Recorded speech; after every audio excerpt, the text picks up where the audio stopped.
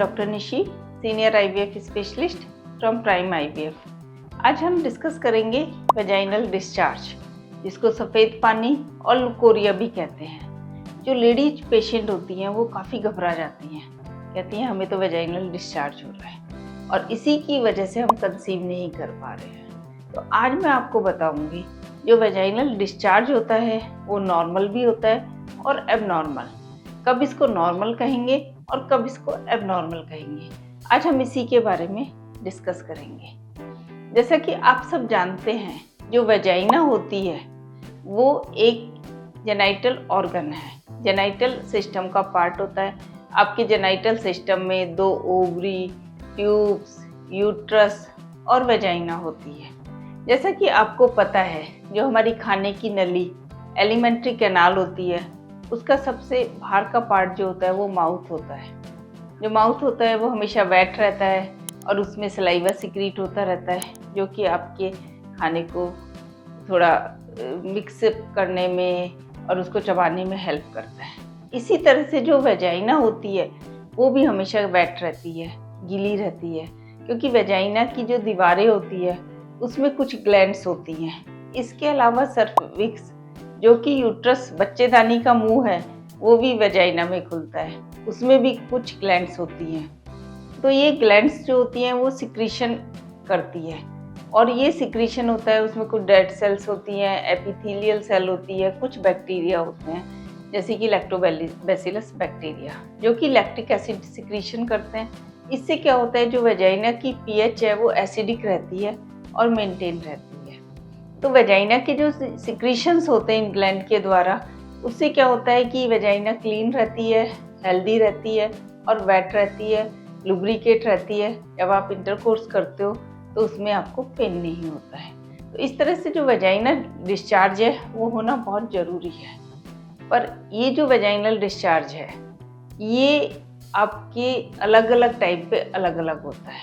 इसकी कंसिस्टेंसी, इसकी स्मेल, इसकी थिकनेस, ये पीरियड्स के डेज के अकॉर्डिंग डिसाइड होती है।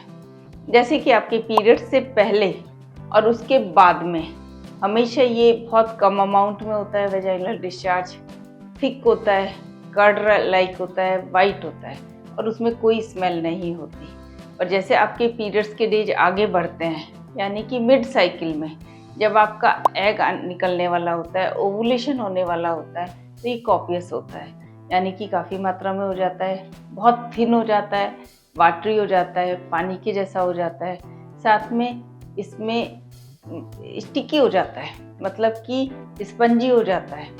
कई बार इसके थ्रेड काफ़ी लंबे ऐसे आप कर सकते हो, तो इससे कई बार लेडीज को पता चल जाता है कि उनका ओवुलेशन हुआ है। ये इसलिए हो जाता है थिन और काफ़ी ज़्यादा, क्योंकि इस समय अगर आप इंटरकोर्स करते हो तो जो स्पर्म है वो इजीली वेजाइनल डिस्चार्ज से पेनिट्रेट हो जाते हैं और आपके यूट्रस में पहुंच सकते हैं। अब अगर आपकी प्रेगनेंसी हो जाती है तो ये थोड़ा थोड़ा थिक होने लगता है और कर्ड लाइक हो जाता है। परंतु अगर आपकी प्रेगनेंसी नहीं होती है तो ये धीरे धीरे वाटरी रहता है, थिन हो जाता है और पीरियड से पहले थिक होता है, पर बहुत कम अमाउंट में होने लगता है, मतलब कि इसकी जो वॉल्यूम है वो कम हो जाती है।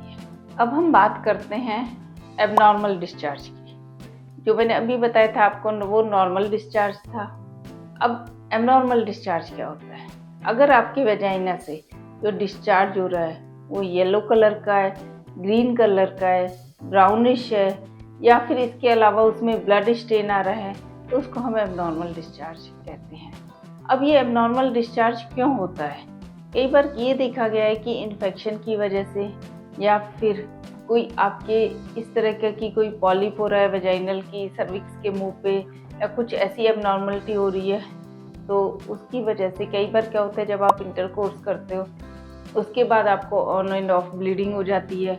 तो ये जो सिम्टम्स होते हैं, इनसे भी जो डिस्चार्ज हो रहा है वो आपका एबनॉर्मल होता है। इसके सिम्टम्स क्या हैं? इससे कई बार आपको रैश हो सकता है एबनॉर्मल वेजाइनल डिस्चार्ज से। फाउल स्मेल करता है, ये काफ़ी ज़्यादा मात्रा में होता है। रैशेज के अलावा आपको लोअर एब्डोमिनल पेन, थाई में पेन, प्यूबिक रीजन में, पेल्विस रीजन में पेन, ये सब हो सकता है। और आपको बहुत वीकनेस रहने लगती है, ईचिंग होनी शुरू हो जाती है। तो जब ये सब सिम्टम्स होते हैं तो आपको अपनी गायनी के पास जाना चाहिए, उसको बताना चाहिए कि आपको एबनॉर्मल डिस्चार्ज हो रहा है।